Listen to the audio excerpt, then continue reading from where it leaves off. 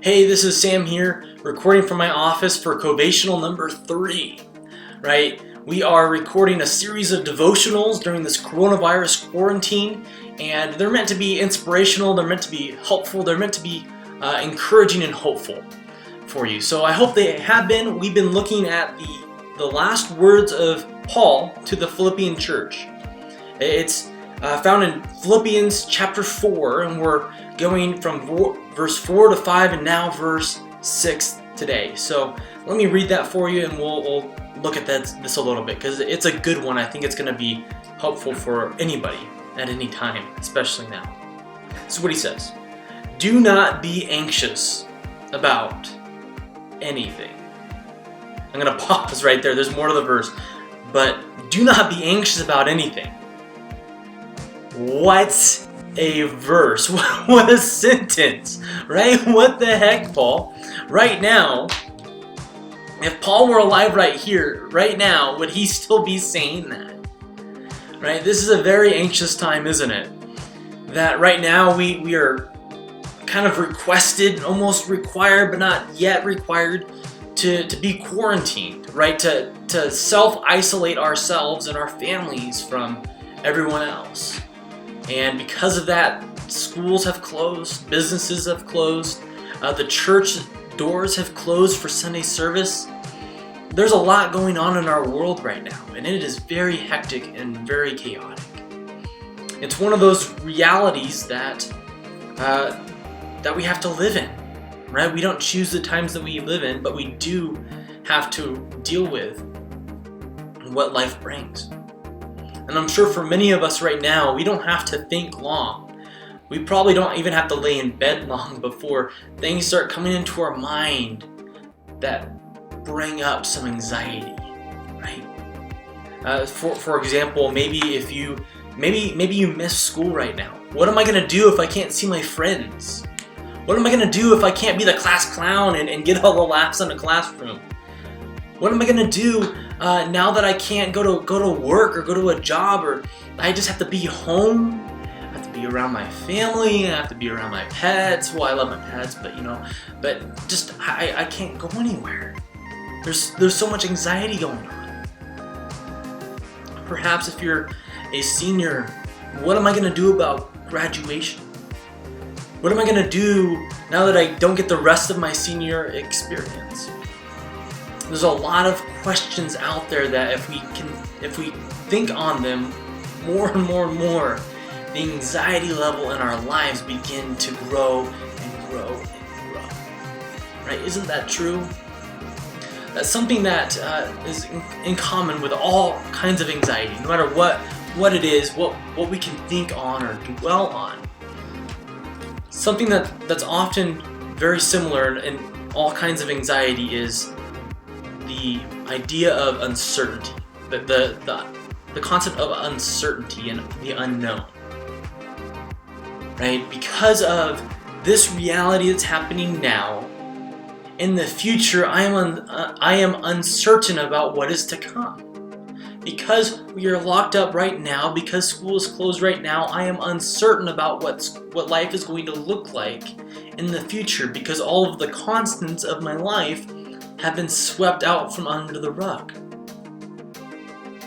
And uncertainty in the unknown inevitably leads to anxiety and anxious feelings. It's just a reality that we live in. But Paul is saying in the middle of his prison cell, he has cause to be very uncertain right now in the time that he wrote this. He didn't know if he was going to get his next meal. Right? He was in a Roman prison. He didn't know if he was going to see daylight if his cell was closed up. Maybe he was shackled a little bit, didn't know if he was going to get out of that. He didn't even know if he was going to live. Yet he writes to this church, to these people, and he says, don't be anxious about anything. And so if he were here, I think he would say the same thing to us. Don't be anxious about anything. But why? Why? What do we do? What can we do then if we're not to be anxious? This is what he says. But in everything. things that we're anxious about, things that we're certain of and uncertain of. Everything. By prayer and petition with thanksgiving, present your requests to God. So, this is what Paul encourages us to do. If you're anxious right now, for whatever reason, maybe you can list out the reasons, and maybe once you get to number 3, you're already tensing up, right? If you're full of anxiety right now, I want to encourage you the same way that Paul encourages all of us to do 3 things. Just 3 things. I encourage you to do them right now, if you can, or when you have the chance. The first one is to pray. To pray means to have a conversation with God, to speak to Him, and to listen from Him. Spend time to listen to Him. Right? That means getting in some time aside. Maybe it's saying it out loud to an empty room. Maybe it's praying with friends around you. You can do that. Maybe it's writing it down in a journal, a prayer journal, where you just write out your prayers to God. And let them know, God, this is what I'm dealing with. This is the things that are troubling me. I'm anxious about not going to school. I'm anxious about our economy. I'm anxious about my job. There's so much anxiety that, God, this is what's going on in my life and in my heart. Let him know. He's not surprised by it. Not one bit. But letting them know, getting it out, is the first thing that Paul asks us to do. The second one is to bring petition. To petition is to ask. To ask is to expect an answer. Right? We believe that God is real, and if God is real and He's over all things, then we can bring to Him questions. We can ask for requests.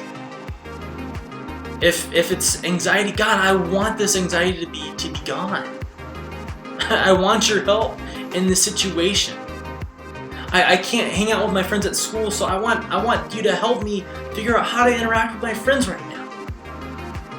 Whatever it is, God, I want this coronavirus to be gone and eradicated. Whatever it is, we can ask God for that. And we can trust that He will respond, right? It may not always look like the way that we want it to look like. He may take it a different direction than we anticipate, but we can trust that when we ask things of Him, that when we bring our petitions to Him, and that we desire what He desires, that He desires to answer us. And the third one is this, that with thanksgiving.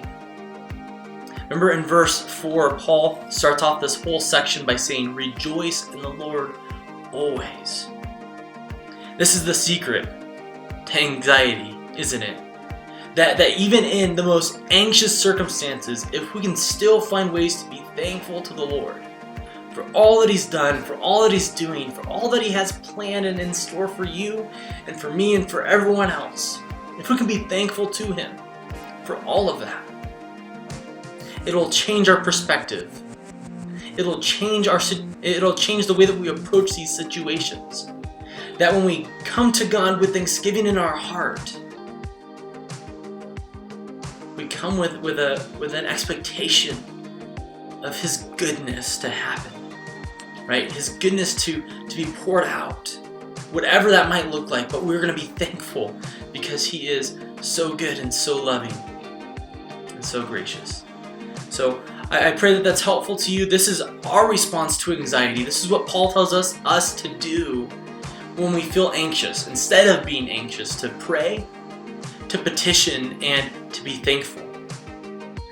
Next time, we're going to be looking at what God's response is to us when we do this, when we cooperate with Him in the midst of our anxiety. So, Lord, I just ask for everyone who's anxious, who's listening, that they would be able to carve out time to pray to You, to request from You, and to be thankful to You for all that You are doing.